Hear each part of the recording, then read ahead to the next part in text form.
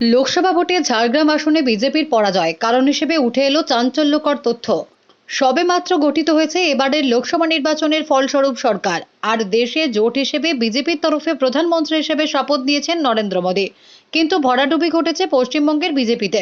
গত লোকসভাতে এই রাজ্য থেকে বিজেপিতে 18টা আসন পেলেও এবারে তা কমে 12তে এসেছে।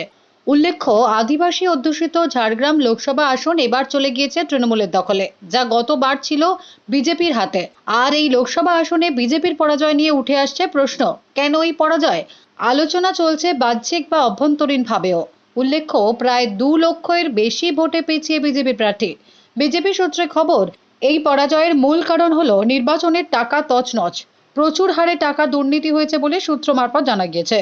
আর এই দুর্নীতির ফলে নিচু স্তরের কর্মীদের মধ্যে বিরাট ক্ষোভের সৃষ্টি হয়েছে, যার ফল ভোটের ফলে ঝরে পড়েছে বলে মত বিজেপি নেতাদের। ঝাড়গ্রাম লোকসভা আসনে বিজেপির প্রার্থীর হয়ে প্রধানমন্ত্রীর সভা, বিরোধী দলনেতা শুভেন্দু অধিকারীর কর্মসূচি, মিঠুন চক্রবর্তীর সভা সবেতেই এই দুর্নীতি হয়েছে বলে অভিযোগ। এছাড়াও এর ফলে অনেক বিজেপি নেতাদের ভোটের সময়ও দেখা যায়নি সক্রিয়ভাবে, এমনই দাবি বিজেপি নেতৃত্বদের। বুথ কর্মীদের অভিযোগ, তাদের হাতে বুথ চালানোর ন্যূনতম খরচ অবধি পৌঁছায়নি, তাই তাদের মধ্যেও অসন্তোষ দেখা গিয়েছে। এই নিয়ে ঝাড়গ্রাম লোকসভা আসনে বিজেপির অন্দরেই নানা গুঞ্জন শোনা যাচ্ছে।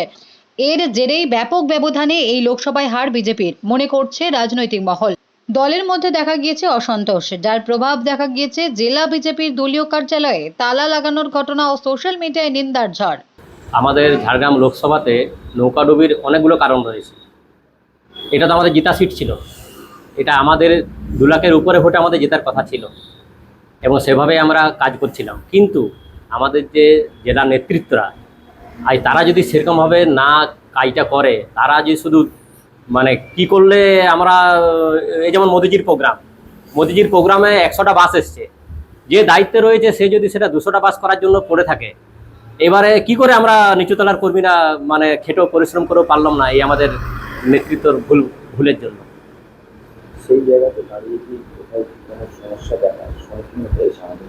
সমস্যা বলতে আমরা চাই আমাদের রাজ্য নেতৃত্বের কাছে আবেদন যে আপনারা যদি জঙ্গলমহলে বিধানসভাতে খুব ভালো রেজাল্ট যদি করতে চান, তাহলে আমাদের এই বুথ স্তরের কর্মীদেরকে নিয়ে বসুন এবং এই দুর্নীতির সমস্যার সমাধান করুন। আজ মনোমালিন্য হয়ে মানুষজন আসছে না পার্টি অফিস দিকে, এটা আপনারা একটু দেখুন। তাহলে কি এই হারার মূল সমস্যা হচ্ছে যে নিজেদের মধ্যে দুর্নীতি? এর হারার মূল কারণ হচ্ছে মুষ্টিমেয় কয়েকজন লিডার। অনেক ভালো ভালো কর্মীরা নিজেদের পকেটে টাকা খরচ করে রাজনীতি করছেন এবং এতদিন থেকে করে আসছে, আজ তারা বঞ্চিত। আজকে কেন আজ তাদেরকে তারা যোগ্য সম্মান পাচ্ছে না? বুথ স্তরের কর্মীরা কেন এটা হবে? এটা আমি রাজ্য নেতৃত্বের কাছে আবেদন করছি, হাত জোর করে অনুরোধ করছি, আপনারা একটু এসে ঝাড়গ্রামটাকে দেখুন।